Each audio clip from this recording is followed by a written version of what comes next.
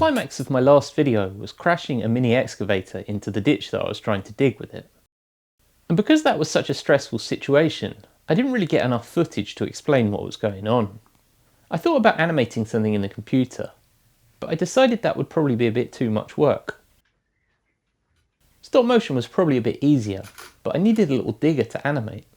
I headed out into the workshop with a sketch of what I wanted to make, and finally this seemed like the sort of project I could use some of those tiny bits of scrap wood on.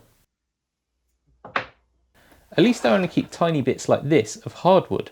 In this case I found some sapele and a little bit of ash to make the body from.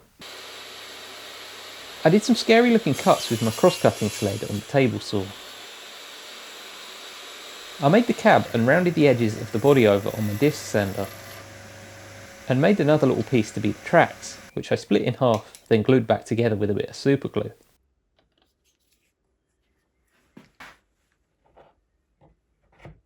The next piece was the most complicated, and that was the boomerang shaped part of the digger's arm. I thought about cutting this on the table saw too, but the angled cut seemed too dangerous for me on such a tiny piece.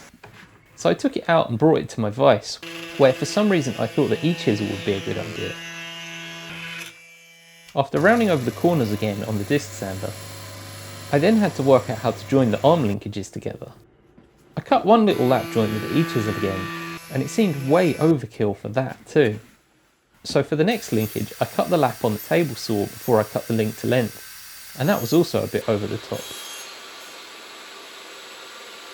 I got a toothpick from the kitchen to link them together,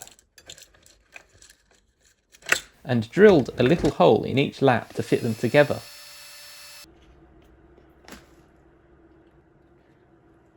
Then glued the toothpick into the looser half.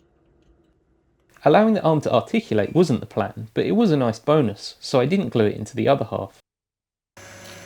Sculpting the bucket was also done on the disc sander. Then when it came to cutting the tab to link it to the arm, I finally remembered that I did have the right tool for the job already, and that was this tiny back saw, which I should have been using all along.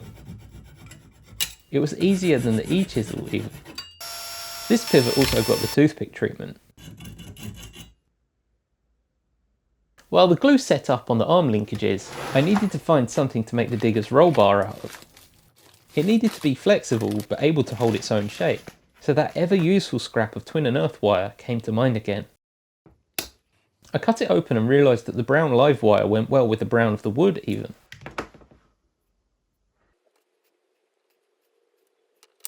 It bent into shape successfully, and then the next thing the cab needed was a seat.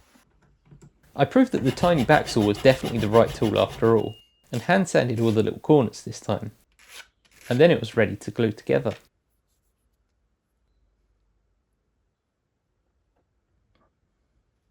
By now the glue on the pivots had set up, so I trimmed those off too, and it was looking way better than I'd hoped.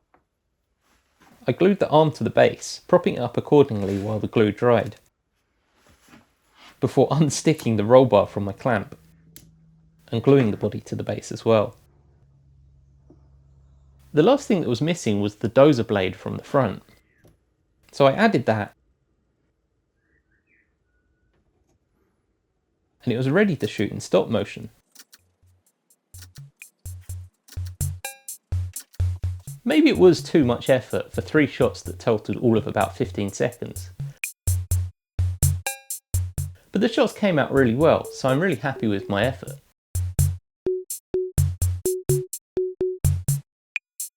Thank you for watching.